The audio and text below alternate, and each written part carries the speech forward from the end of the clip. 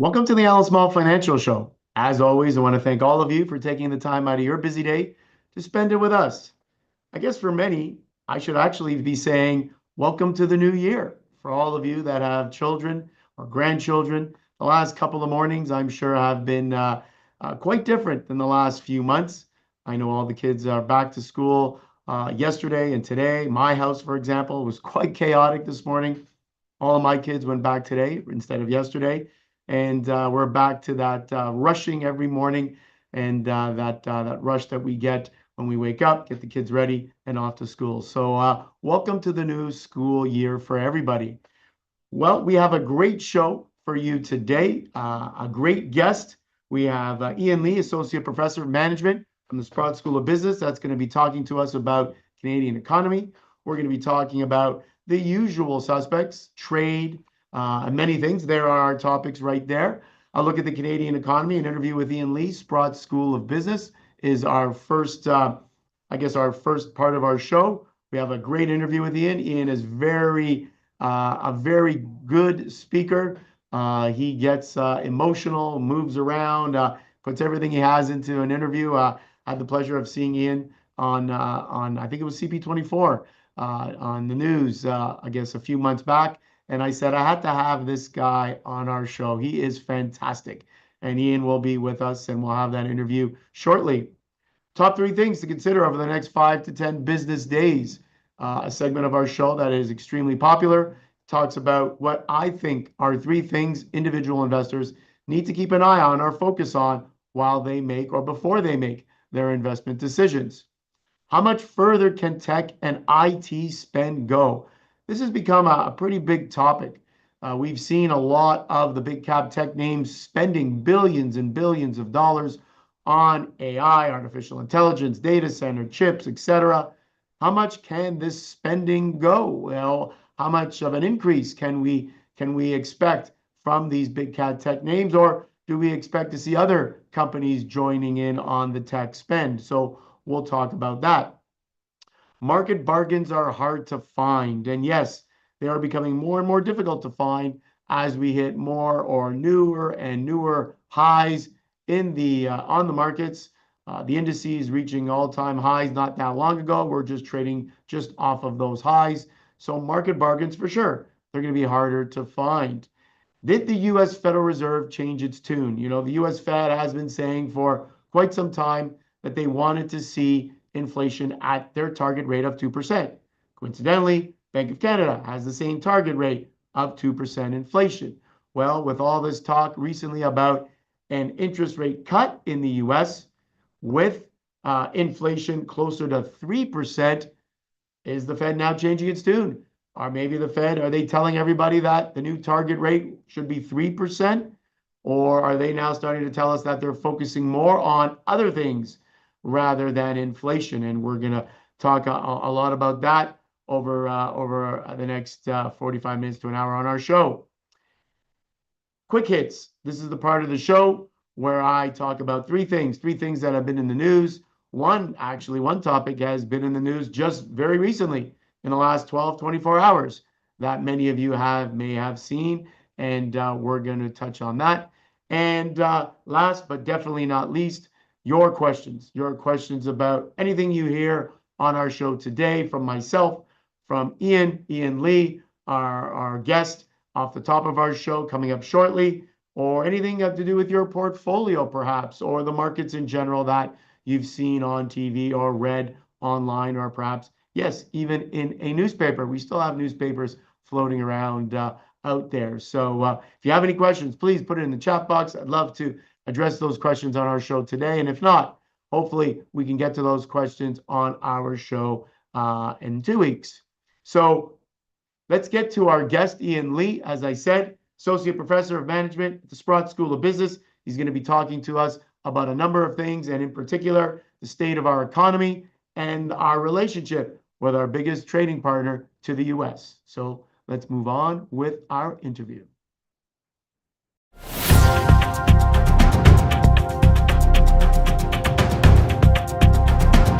I'd like to welcome Ian Lee, Associate Professor, Management at the Sprott School of Business, Carleton University. Ian has had multiple appearances before the House of Commons and Senate committees and is regularly interviewed by key media across the country on economic and business matters. Ian has taught strategic management at Carleton since 1988 and taught it in EMBA programs at universities around the world, including in the United States, China, Poland, Romania, Iran, Cuba, Ukraine. Wow, a whole bunch of places, among others. Previously, he worked in the financial services sector, my sector. And right now, I'd like to welcome to our show Ian Lee. Thanks for being here, Ian. Thanks for inviting me, Allan. It's my pleasure. And as we were saying before we came on air, I saw a number of your interviews recently, one in particular on CP24, which I'm on quite a bit. And I thought this guy is as passionate as I am about economics and what's going on in our country and the world today. So we have to have him on our show. So thank you for being here. Thank you. I thought we'd start off with a general question. And obviously, keeping in mind the recent economic data we just received out of Canada, out of StatsCan, talking about how our economy shrank in the second quarter, business activity down 10%, exports down almost 27%. Yes. With all of that in mind, what would your comments be with respect to the Canadian economy? It's a question I get often. How do you feel the Canadian economy is performing today? Um, I'm going to answer it by stepping back for a moment. It's not doing well. I mean, that's obvious. I mean, GDP is going down and capital's leaving the country. And you look at the critical metrics that have been analyzed by C.D. Howe, that have been analyzed by David Dodge. These are nonpartisan people.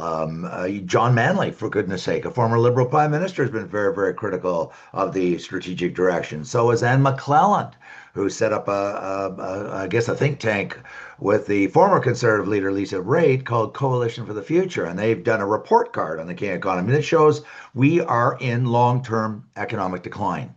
I've been arguing this for years, and I have actually called it, I'm not trying to be melodramatic, but I've called it the Argentinization of Canada.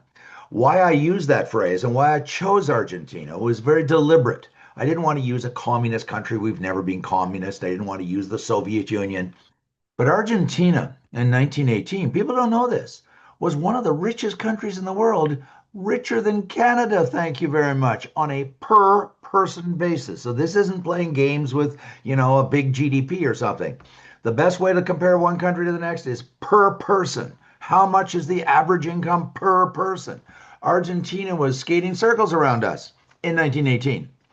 And then after Juan and Isabel Perón took office, it took them a half a century. It takes a long time to run a country down, but they did it. And now their GDP per capita, their average income per person, is down to about $14,000 US per person. Canada's about 60,000. So we have been in steady decline using the benchmark of guess who? The United States, because it's right next door. People don't realize this. I've actually seen people in social media as recently as this week saying, well, we're a wealthier country than the United States on a per person basis. That is absolute specious, statistical, factual nonsense. They're almost 90,000 per person. We're about 60. And we are declining on a per person basis. Our productivity is declining and so on. So we are facing very large structural strategic issues. Carney during the campaign was right when he said that we got and so is Polyev. He said we've got a ton of issues and we've got to make some very tough decisions going forward if we want to maintain our high standard of living that we've experienced from the beginning of the history of this country. Or we will, it's not that we'll vanish. Of course we won't vanish. Argentina didn't vanish. Venezuela was once a much, much wealthier country than it is today. Cuba in the 30s and 40s was much wealthier than it is today. There's no little green man up in the sky that says, we the gods have said, Canada, you're lovely, we love you, and we're going to be permanently ensure you're always rich and wealthy and successful. There are no guarantees. It's the policy framework and the decisions that determine whether we're going to be successful in the future. And presently, we are going in the wrong direction. So, with that in mind, and a great answer, and I'm total agreement, obviously, on a per person or per capita basis, our country obviously does not look anywhere near as good as what some may think. And we know a lot of people came to this country in the last few years and helped inflate GDP. Yeah. But when you take, as you said, a step back and I guess talking about what the Premier has said, Premier Ford recently, he's been a big advocate for cutting taxes and cutting interest rates. And he's been in the press a number of times recently about that. Do you think we need a meaningful, and I say meaningful because I know Prime Minister Carney cut taxes, I think 1%, which is not enough to go to a family of five to go to a restaurant at one time, but a meaningful cut in taxes and a meaningful cut in interest rates, or continue to see a cut in interest rates. Would that, in your opinion, stimulate our economy?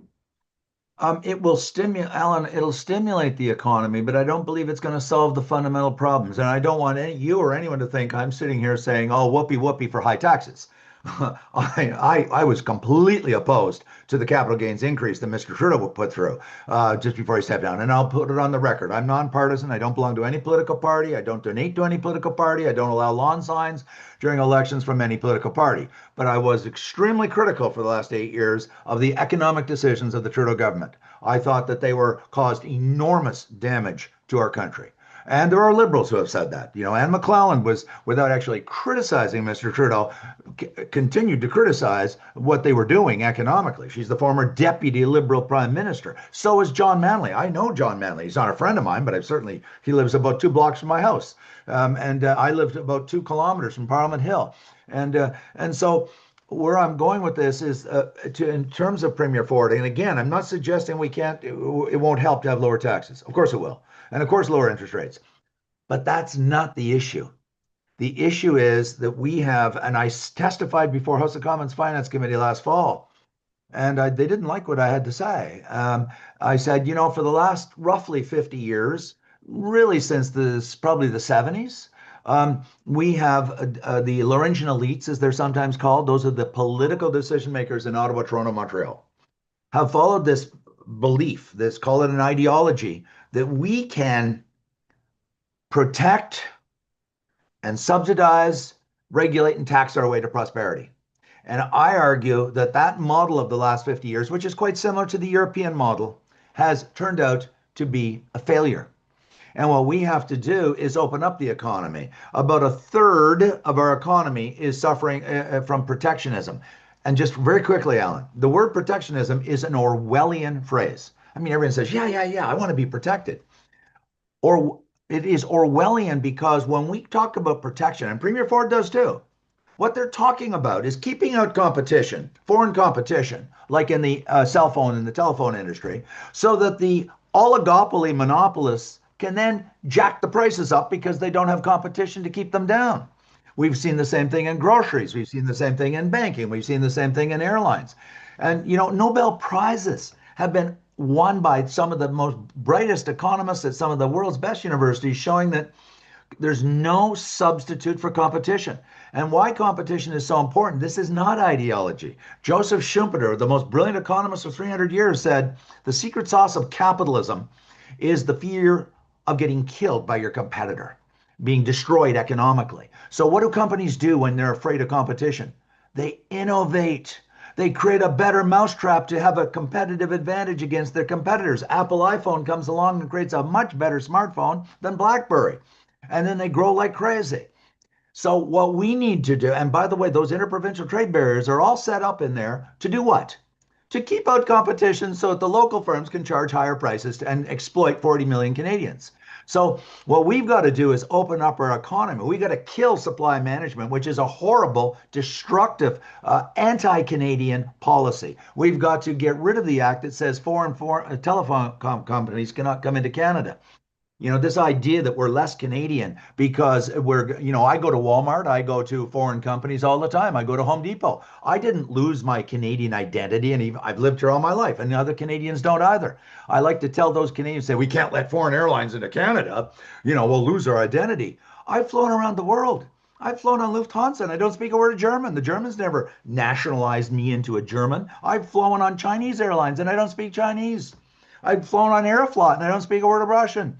So this idea that we have to own these companies or somehow keep out those terrible foreigners, has hurt Canadians. It's driven down our productivity. It's driven down our standard of living. And now we're at the precipice because somebody down in Washington with orange hair, we're talking about Mr. Trump, of course, has called our bluff. Said, okay, you guys are connected. You're protecting the economy to keep out American companies. This is what I'm going to do to you. And he's done it. I do not support what he is doing. I do not agree with Mr. Trump, but he has provided the wake up call that we needed to wake up, smell the coffee, and realize we do not have a divine blessing from the gods, wherever they are, to be wealthy into the future. We've got to take our destiny, and I do applaud what Carney's done so far. What he's done, opening up and reversing those pernicious, destructive policies of Mr. Trudeau and Mr. Guilbeault. We are opening up our resource sector. Good. But now what Mr. Carney has to do, from that great line from Jerry Maguire, I love you, Mr. Carney, but show me the money. Go execute. Go execute. Don't just announce, but execute and make it happen. We need pipelines. We need mines. We need roads into Northern Ontario to open up those critical minerals, which is the future of a prosperity for our country. And so that's where we have to go. Oh, sure, taxes lower, sure, lower interest rates, but we've got to open up our economy and bring capital into this country to unleash our natural resource comparative advantage. Yeah, no, and what you're saying makes obviously a lot of sense. And I guess speaking of our the president to the south, President Trump, and I hear a lot in the media that Canada is the largest trading partner of the United States that doesn't have a trade agreement with the United States. And I say, well, that's not true That's because not we have true. CUSMA, our Of USMCA, course. which pretty much covers 80 to 90% of what we send down there. Yes. So, in essence, I guess we are actually, according to the Prime Minister, we as a country have the lowest, trade tariffs with the United States of We any do. country around the world because of that. So, We do. if the Prime Minister called you today and asked you for your advice, what advice would you give him with respect to trade with the United States? You've already said a few great ideas, but what would you say to him? I would love to have that. I wish he would phone me, and I would be very polite and respectful, I assure you. I mean, I really do admire him as an individual. He's got an incredible CV, for goodness sake. I mean, he ran not one central bank, two. There's nobody that's ever run two central banks. And I admire him even more because I'm a former banker from years ago. I admire him because he's a former commercial banker. He was at Goldman Sachs, and they're very, very, I wasn't at Goldman, I was at BMO, Bank of Montreal, way back when in my younger days. But I respect the training you get in banking, and he is certainly a very, very knowledgeable individual. To your question, what I would say to him is, yes, I understand, Mr. Carney, you want to and have announced we're going to try to diversify our trade. I agree with that completely too. But the idea, and he's not saying this, but there are Canadians saying this, that we can somehow pivot away from the United States and just turn our back on them is preposterous and delusional. We share a border of thousands and thousands of kilometers, the same continent, same time zones, often the same resources, and we code the majority language, the dominant language is English, English common law system. We're completely integrated because of CUSMA and previously NAFTA. So we are going to be joined at the hip to the end of time, as long as Canada and the United States are next door to each other geographically on the same continent. Um, so I would say to him that what we've got to do, because I believe this is the holdup to getting a new CUSMA or a new agreement with Trump, is we've got to agree to give up those protected industries. We've got to destroy, kill, terminate with extreme prejudice, to use that great line from James Bond movie. We've got to get rid of supply management because it's driving the Americans crazy. And everybody listening, it doubles the price of milk and eggs in our country. So we are exploiting ordinary people to benefit 8,500 dairy farmers in principally in Eastern Ontario, where I live and grew up, and Quebec. And that's just wrong. And so we've got to open up those protected industries, allow competition to come in first and foremost. Second advice I would give to him, but people don't realize this, the Chinese have the world by the throat, a stranglehold on critical minerals. This is from the UN body called the IEA, International Energy Agency. China has over 90% world market share of critical minerals, and they're absolutely essential for the modern economy, for the green industries, but also for IT and digital and cloud and so forth industries. So we are sitting on, I believe it's the fourth largest amount of reserves of critical minerals in the world, but we're not developing them. I didn't say we're the fourth largest producer. We're the fourth largest reserve owner.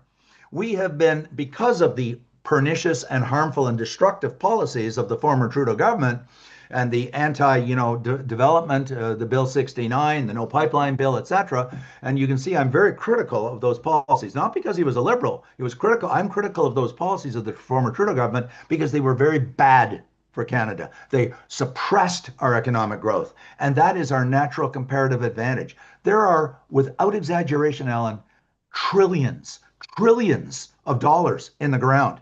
Premier Smith said oil alone, all by itself, and there's way more resources in this country than oil. We've got potash, we've got nuclear, we've got trees, we've got agriculture, we've got critical minerals. She said there's well over $1 trillion at the suppressed price of oil today that is recoverable in the oil sands. So the idea that we're going to become a manufacturing superpower, which we've been told for 50 years in my life, is nonsense. Our manufacturing was 35% of GDP in 1970. Today it's 10%. I know people in Southern Ontario won't like to hear this, but we've got to face facts. We are not China. We are not Europe. We're not America. They are the world manufacturing superpower. We should become the natural resource superpower in the world. We've got the resources, and the whole world wants those resources. Chancellor of Germany came over and said, we don't want your manufactured goods and those great big huge cars you make and trucks. We want your LNG. Fortunately, Carney is going down that road already, but we got to go much further. We got it much further. Yeah, it makes sense. And I guess in in the last few minutes that we have, I have one last question for you. And I guess we're now kind of looking ahead to next year because I think next year's conversation is going to be a lot more important than this year. As we know, Kuzma's up for renegotiation next year. Yes. What do you think, in the last couple of minutes that we have, what do you think that the president is going to want from us? What do you think he's going to come to the table with and say, well, we need to change this or that. Right. We Right. need to make this deal different. What do you think he's going to tell us, and what are we going to have to do to keep some sort of agreement with them? Because I don't consult and I'm independent and I'm tenured, I can speak truth to power and tell you exactly what I believe we have to do. First off, I do believe we have to open up those industries that are protected, that have been listed by every American president from Jimmy Carter until the present, and they're listed in the annual report of the USTR, and that's the supply management and telecom and so forth. But secondly, I have come to the conclusion, rightly or wrongly, that Trump does want our auto industry in the States. And we have been trying to save that industry literally since AutoPac in 1965. And we have steadily declined. The only reason it still is there is because of massive government intervention by the federal government and the government of Ontario. It's not that large, actually, as a percentage of the totality of GDP. Yes, the impact is very important in Southern Ontario only. But outside of Southern Ontario, and I'm not trivializing Southern Ontario, it's a third of Canada, but it is not the totality of Canada. And so if we have to give something up, if that's what he really wants, we should offer as the quid pro quo, we will be your preferred partner in natural critical minerals because the United States, you desperately need to get off of your dependency on China. And they've said so. They are terrified of China being dependent on China for critical minerals. We have a path to the future that could produce an incredible explosion of wealth in this country if we say, look, okay, we realize you are absolutely determined to repatriate the car auto manufacturing. But in exchange, we want all the tariffs removed, 100%. No tariffs whatsoever on anything. Complete open access to your market, Mr. President. And we will be your preferred supplier of critical minerals, and we will expedite the development in partnership with Indigenous communities across Canada to extremely rapidly develop critical minerals and sell them to the states and other allies that desperately need those critical minerals. There's $500 billion of pending permits at Natural Resources Canada sitting there that were tied up for the last 8 years under the Trudeau years. Over 2,000 applications for project development of natural resources. $500 billion, and we kept it on ice. We didn't develop it. I mean, imagine $500 billion of investment coming into this country. We've got to unleash. We've got the wealth. We've got the talent. We just had an ideology in the last 10 years that was hostile to economic development and hostile to natural resource development. We've got to develop this incredible range. And again, It's not just oil and gas. It's timber. It's potash. It's nuclear fuel for reactors. It's agricultural products. It's critical minerals. And we're sitting on a staggering amount. And we could have an explosion going forward for this country and become one of the richest countries in the world.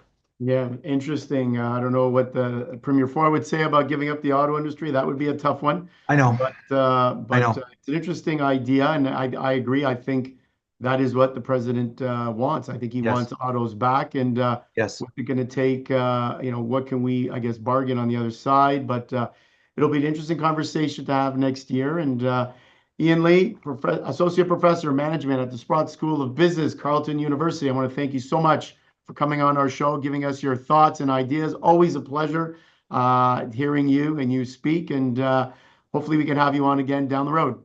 Thanks very much, Alan. I really enjoyed the opportunity, and these are very important subjects. So thank you again. Thanks. Thank you. My pleasure.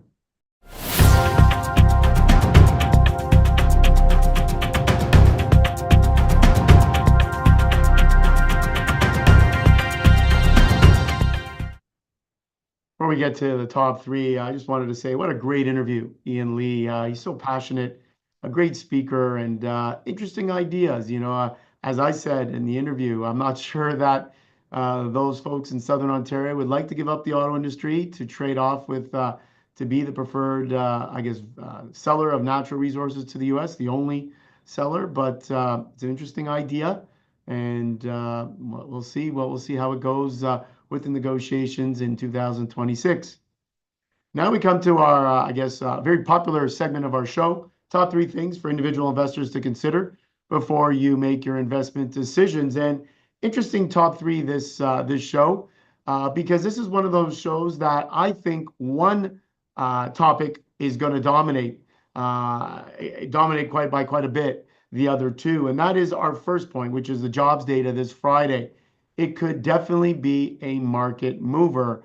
And we're going to get jobs data out of Canada and the US market mover. It's going to give us some insight into perhaps what the central banks, both in Canada and the US, will do at their next meeting in mid-September.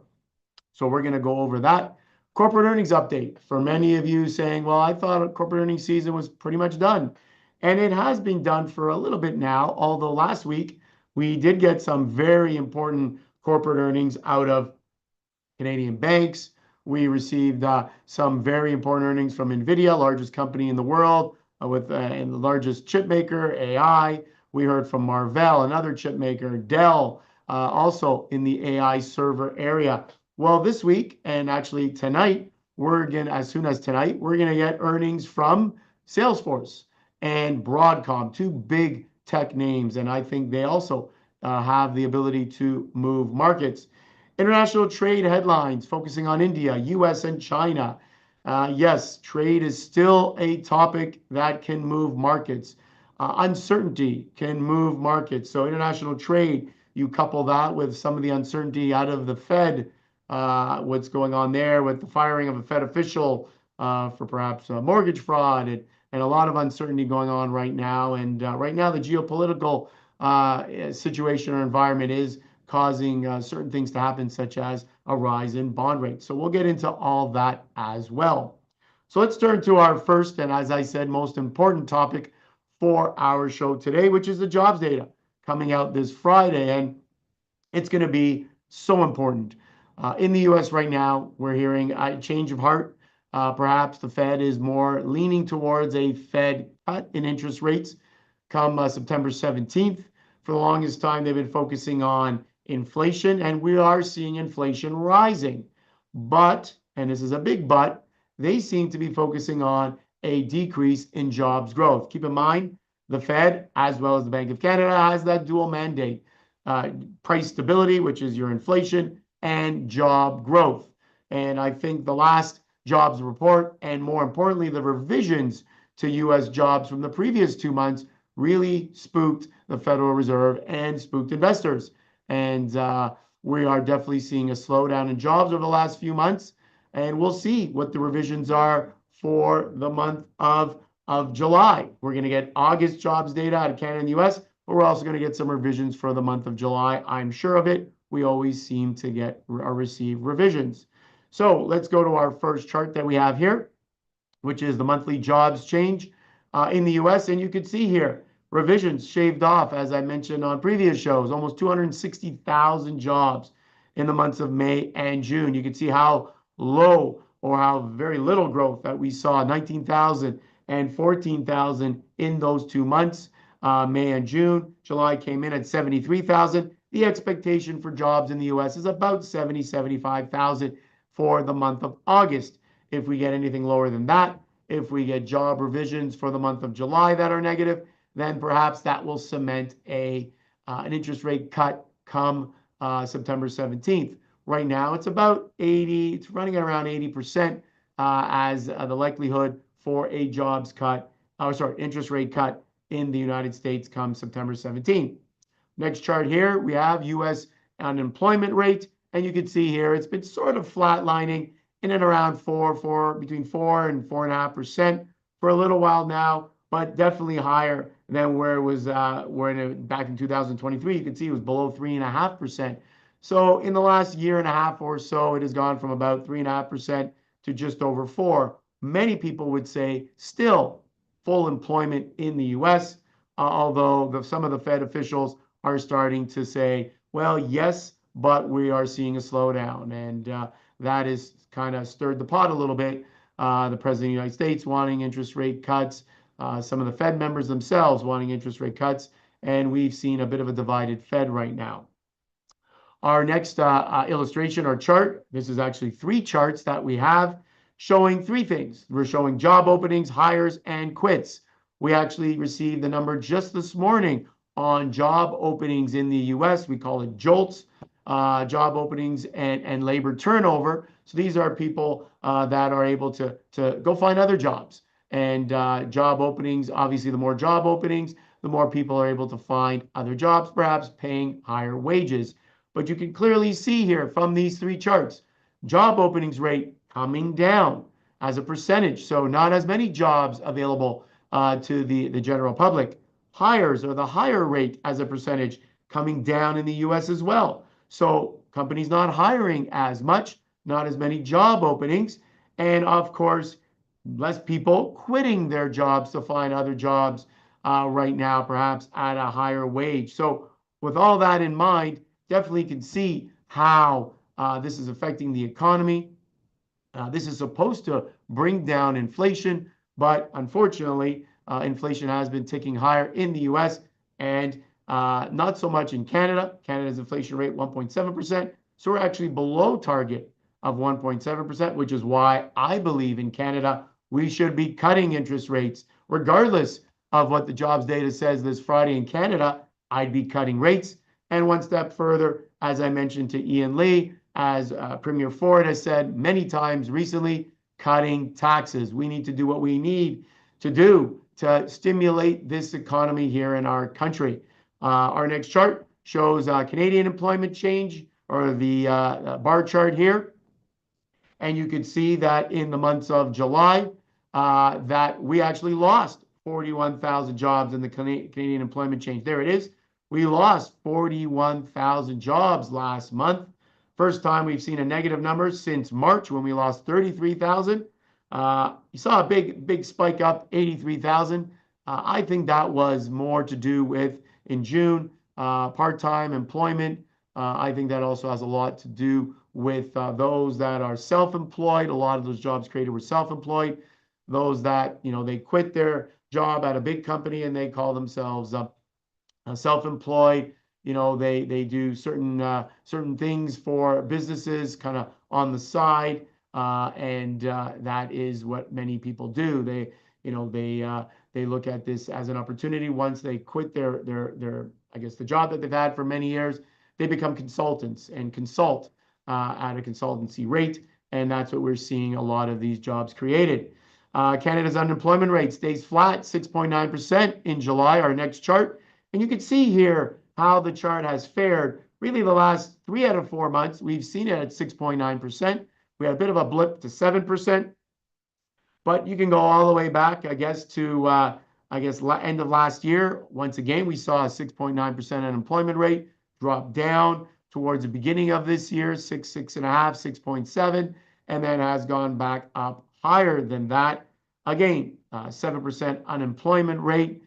You compare that to 4.2% in the US, obviously much higher. Where are all the jobs? Where is the highest unemployment rate in our country? Our next chart will show that the breakdown by province.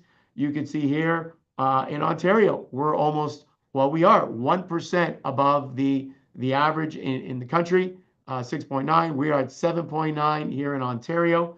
Alberta, 7.8. Those Newfoundland, obviously being an island, it's a little bit different.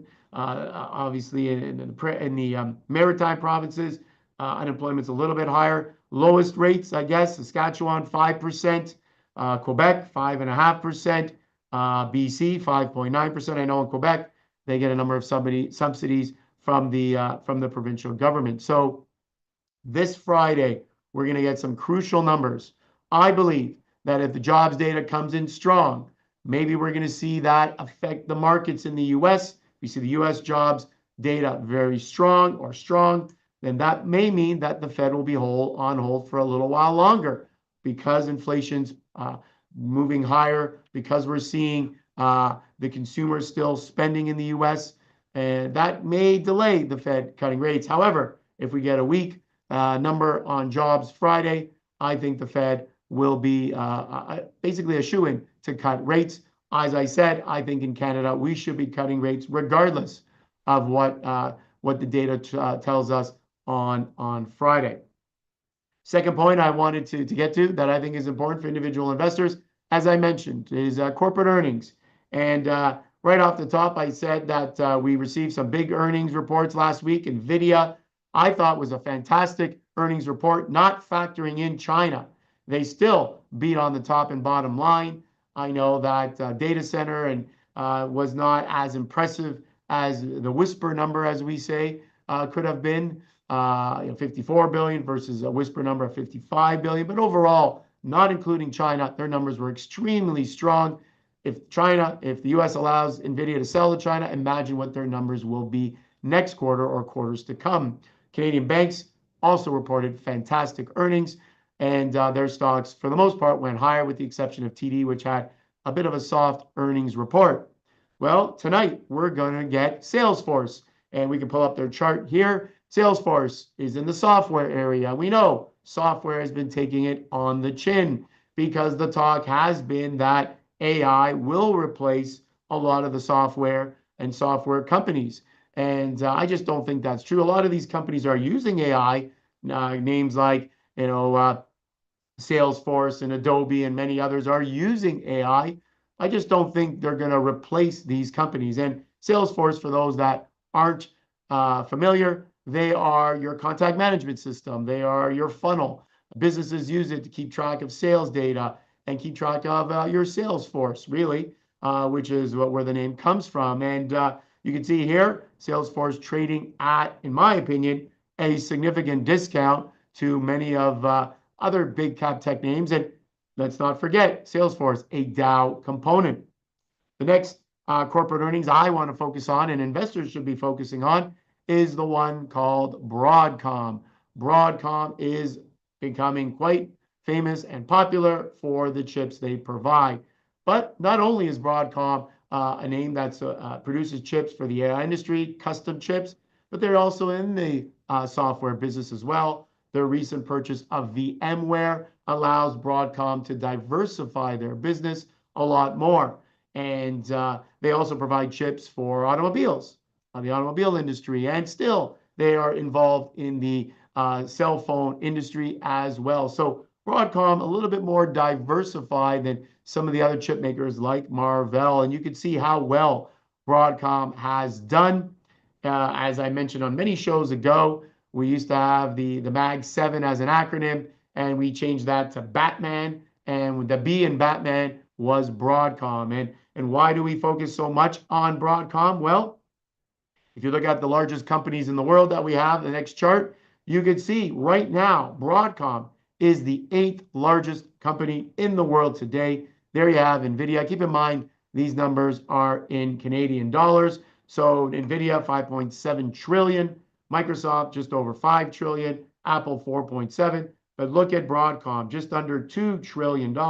Saudi Aramco is number 7, which is obviously state oil company in Saudi Arabia.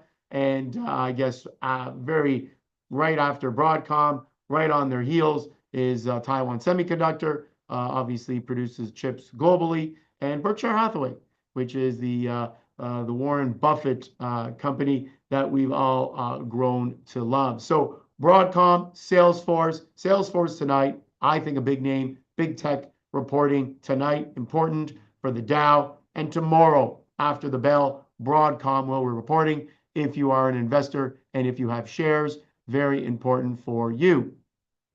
The third point I wanted to stress for individual investors before you make your investment decisions is the idea of international trade headlines and the focus that has been on international trade and tariffs, and it just continues, right? The relationship between the United States and China, relationship between the United States and India, relationship between the United States and Russia. You know, the pressure that the U.S. has been trying to place on Russia to end the war with Ukraine, increasing tariffs on countries like India from 25% to 50% because they buy Russian oil. Recently, over in Beijing, in China, they had a conference there, and who was there? Well, Vladimir Putin, head of Russia, Narendra Modi, head of India, and the head of North Korea, Kim Jong-un. They were all there talking to Xi Jinping of China, and I guess that is a lot of those countries, we call them the BRIC countries. Who was missing? Brazil. And what did the United States do recently? They put 50% tariff on Brazil. So there's been a lot of concern that perhaps the United States is not making many friends in many of these parts of the world, and that we're starting to see a lot of these Asian countries, as well as perhaps countries like Brazil, start to form alliances that are not involving the United States. And I think that is and that can have effects on the stock market and on the bond market. A lot of concern right now, a lot of concern with the Federal Reserve and some of the headlines out of the Fed and Fed firings and will they fire and may not fire and all of that. So a lot of uncertainty in the world today, and it's having some definite repercussions. Our first chart for this segment is one that shows all the different tariffs on many of the different countries. You can see a lot of them there. I'll read out some to you. Obviously, Canada, we've gone from 25% tariffs to 35 on a small portion of the goods that we send to the United States that is not CUSMA or USMCA compliant. Brazil, now a 50% tariff. Just this morning, I was watching some TV, and they were talking about how coffee has gone up. The price of coffee has gone up because of the tariffs in Brazil. India now, a 50% tariff. And the list goes on. And you can see here, South Africa, 30%, Taiwan, 20%. That's come down from 32%. But overall, the tariff rate in the United States has gone from about 2.5% about a year and a half ago to somewhere around 15 to 18% as an average on all goods coming into the United States. Our next chart is specific for India. And you can see here the U.S.-Indian trade imbalance, how much it's grown from the first Trump term to current. And that is why President Trump has put tariffs on India. India, according to the United States and according to many, has been one of the countries around the world that has had the largest trade barriers. The barriers to enter into the Indian markets have been massive. And whether it's because they still are an emerging market, they want to protect industry, whatever the case is, India has had some of the largest trade barriers, tariffs, and other things put on goods coming into their country. But, you know, they're going to tell you they can probably get away with it. A lot of people would love to a lot of businesses would love to get into the Indian market. Remember, India is now the largest population in the world today, just surpassing China very recently. Next chart shows the 10-year and the 2-year bond spread. As you start to see these, I guess, these lines moving higher, US, UK, Japan, Canada, Germany, as you see that spread between the 10-year government bond rate and the 2-year, that shows you a yield is steepening. And what affects the 10-year? What affects the 30-year bond rate, which we're going to see we can put up right now? And that is uncertainty, uncertainty in the world. And you can see how the 30-year Treasury just crossed 5% today, this morning, before it pulled back to about 490, 495. But that is actually something that is not controlled by the Fed. And when you start to see the higher end, or I guess the longer term yields on US Treasuries move higher, that shows us that there is a definite uncertainty that exists right now. And that uncertainty is definitely not good for markets. So if you're an investor today, as always, you want to keep an eye on many different things. You want to look at some of the corporate earnings that'll be coming out tonight and tomorrow. You want to definitely watch and listen for jobs numbers on Friday.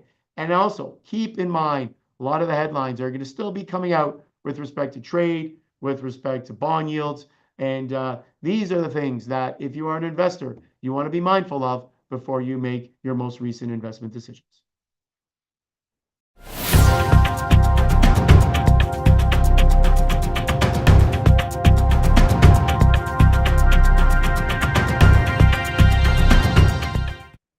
So how much can IT spend continue to grow? And this has been a question that many are asking, and that's why, or one of the many reasons why, NVIDIA earnings last week were so key and so important. Because as goes NVIDIA, to many, as goes the tech spend and AI growth. And interesting chart that we have, we can put it up regarding NVIDIA.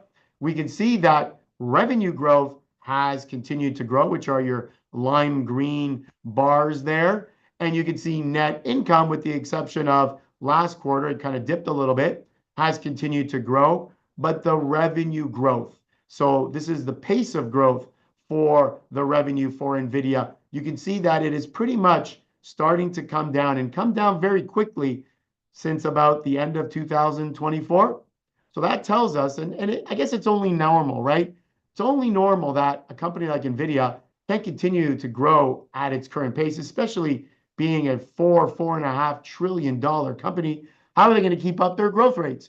Well, a lot of people are saying, well, maybe that's because we've peaked. We've seen the peak in AI spend and tech spend. Some people are saying we're in the third inning of a 9-inning baseball game, and some are saying maybe we've seen peak spending. Maybe businesses, maybe they're spending a lot, but it's really not materializing in efficiency for their business, or putting more money to the bottom line, bringing businesses more money to the bottom line. So time will tell. We're going to see, obviously, Broadcom, another big chip name in the space, report earnings tomorrow night, and we'll see what they say. We have a chart on tech spend over the last, I guess, few years. Look how much the biggest four companies, or some of the biggest companies in the world, have spent in the past and are spending now. And look at Meta, 72 billion, Alphabet, 85 billion, Microsoft, 88 billion, and last but definitely not least, Amazon, $108 billion over 2025 in tech spend and IA spending. So, AI spending. It is unbelievable. The spending just continues to happen. The question is, how long will this continue for? And I guess it just depends on who you ask. You ask people in the tech industry, they'll say it's just the beginning. You ask many others that just maybe focus on the numbers, and they say, well, maybe we're hitting a bit of a peak. So time will tell. A number, as I said, that to watch for tomorrow night will go a long way to give us more information on AI and tech spend. And we've already received numbers from NVIDIA. So let's keep an eye on Broadcom and see what they have to say.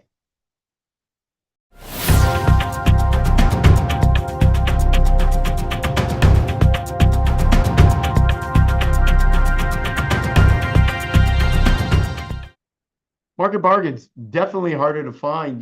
When you move into some months of September, and you have banking at all-time highs, or pretty close to all-time highs, say 52-week highs.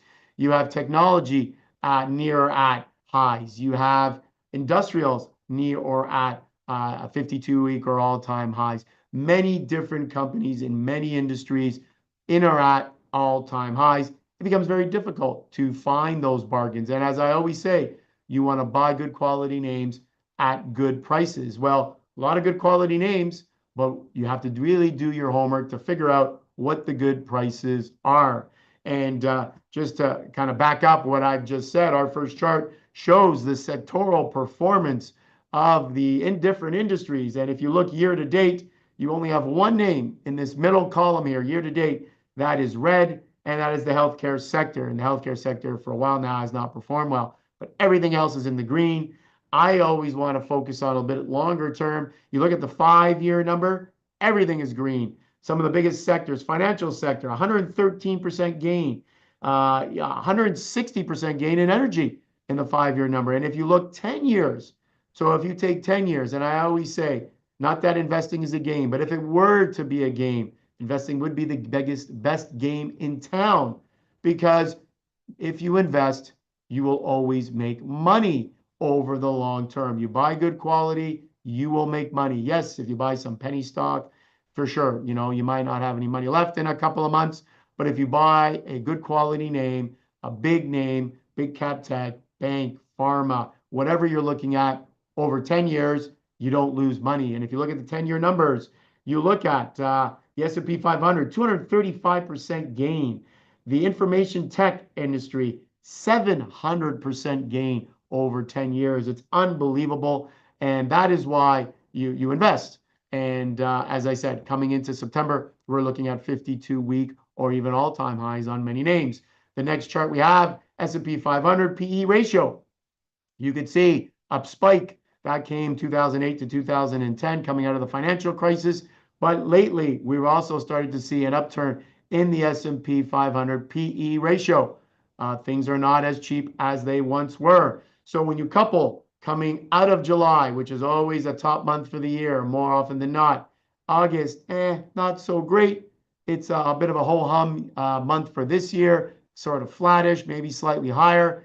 And then you hit September at all-time highs or close to it. What do you get? Well, you usually get a bit of a sell-off. And we've seen this chart before. Our next chart shows that more often than not, the months of September and August are negative. The pink there, not so important to see what the numbers are, but if you see pink, that shows that those months are negative. So I'm not saying that you can't invest in the month of September. I will be investing for individual investors in September, always looking for bargains. It just means that the bargains are a little bit harder to come by.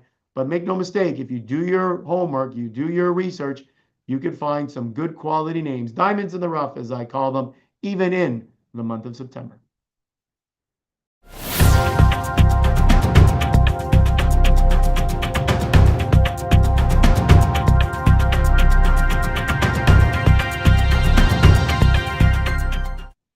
So did the Fed change its tune? Well, as I said, we were focused on, or the Fed was focused on for the longest time, inflation, getting that inflation rate down to 2%. Never actually got there in the US. In Canada, we've now been below for a number of months. In the US, never got there, now moving higher to 3%. But what is the Fed and the President of the United States and everybody else seem to be changing their focus to? Jobs, job creation. Job creation is a lot slower in the US. And what does that mean for GDP and growth? Well, so far, not a whole lot, because GDP is still on their second reading. Most recently, the US came in at 3.3% for GDP, second quarter GDP. We'll have to see what the first reading on third quarter GDP is. But so far, slowdown in jobs hasn't really shown up in many other places. Our first chart here shows the inflation reading in the US, PCE, personal consumptions and expenditures, PCE, core PCE, excluding food and energy, almost 3%. Headline number, 2.6%. As I said earlier in the show, our next chart clearly shows consumer spending versus GDP, the light green versus the dark green. The light green, doing very, very well. We're seeing consumer spending come down a little bit in the first half of 2025, but people are still spending.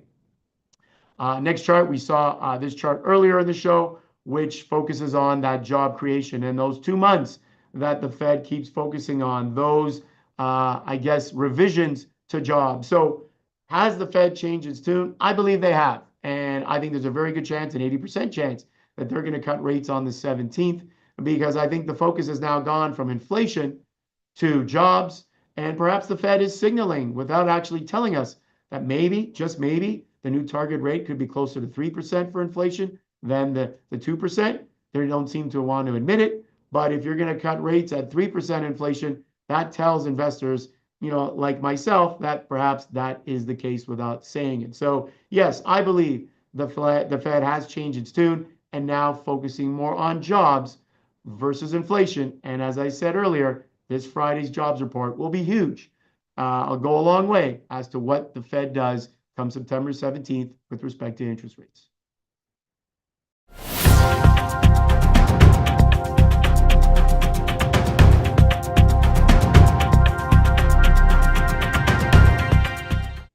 Now the part of the show where I talk about three quick hits, three things you've seen in the news recently that I wanted to comment on. And the first one, this one is hot off the press, as we used to say, although not much press anymore.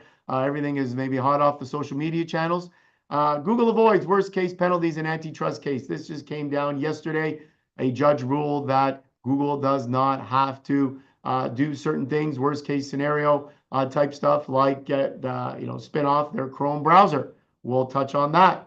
McDonald's CEO says American brand's reputation has dimmed. We've seen more and more of this over the last, let's call it 8 to 9 months or so. And our third quick hit, U.S. courts rule many of President Trump's global tariffs are illegal. Could that mean that the Trump tariffs are going to disappear? Probably not, but it's interesting to hear what's been going on. So our first quick hit is about Google. There you have it. Everyone is familiar with that page, the Google symbol. And we'll pull up our first chart, which is a chart for Alphabet or Google. Alphabet is the parent company of Google. And the ruling came down that they do not have to spin off their Chrome browser into a separate business. And not only that, they can continue to pay to be a preferred browser for companies like Apple. And Apple can continue to pay Google or Alphabet for that service. However, they will have to allow others to get involved or to offer other browsers as well. This caused the stock of Alphabet, Google or Alphabet, to surge a lot higher early this morning and after the news was released last night. Our second quick hit is I have an interesting, this was a quick hit regarding McDonald's and what their CEO said. And he basically said that the brand, McDonald's brand, maybe even the Nike brand, some of these brands that are all over the world are taking a bit of a hit because of what's been going on with respect to trade and the Trump administration and what they're doing. And a quote by the CEO of McDonald's, the aura around America has dimmed a bit, said Kipchinsky, who said the company has been tracking how global consumers view the U.S. and the McDonald's brand. And he's saying that the brand is taking a hit. And so they're not seeing the same store sales and people going into McDonald's around the world as much as they once were. So we'll keep an eye on that going forward. And our third quick hit is the one that I mentioned, which is quite interesting, that a U.S. court said that the President Trump tariffs are actually illegal. And I believe they're giving President Trump until mid-October to come back and obviously appeal that ruling. There's a lot of talk right now that the president is just going to go straight to the Supreme Court and get their ruling on it and perhaps bypass all the other steps and just go right to the Supreme Court and have them rule on it. And what effects does that have on the markets? We have charts on that. The S&P 500 actually went down yesterday a little bit, and perhaps the news about the tariffs affected the markets because of the uncertainty. The dollar index has been dropping, and the U.S. Treasury yield has started to move higher just a little bit as well. So three quick hits that I wanted to focus on and give some commentary on that many of you may have seen in the news most recently.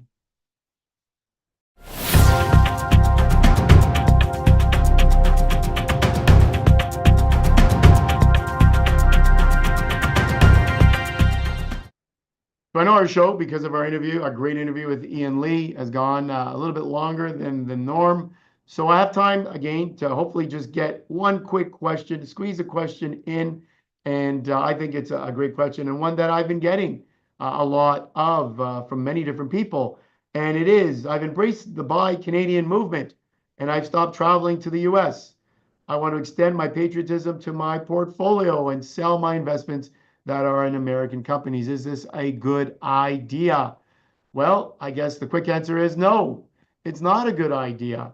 And keep in mind that number one, the biggest and some of the best companies in the world are in the US, the biggest companies, and I've touched on them today: NVIDIA, Broadcom, names like Meta, Microsoft, Amazon. These are all US companies. And make no mistake about it, these companies are being affected by these tariffs just as much or even more so than all of us here in Canada. They're not the ones that are putting these tariffs on. It's the president of the United States that is putting these tariffs on. And these companies are now having to have higher costs and have to have their margins perhaps squeezed because of them. So when individuals say, I'm not buying this US stock because I want to just buy Canadian, well, yes, if you want to go out and buy Canadian liquor, you want to buy Canadian products, support your local Canadian small companies, the mom and pop shops in your neighborhood, absolutely. But when it comes to investing, I think you need to look abroad. You still need to look outside of Canada. Canada only represents about 3% of the world's wealth.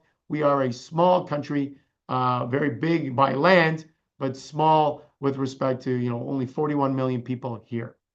So with that, I want to say thank you to all of you that watched our show today. I want to say thank you to Ian Lee for giving us some fantastic insight into our economy and what he believes we should be doing with respect to negotiating with the United States. As always, we will be back, same time, same channels, in 2 weeks on Wednesday, September the 17th. And until then, I want to wish everybody a happy investing.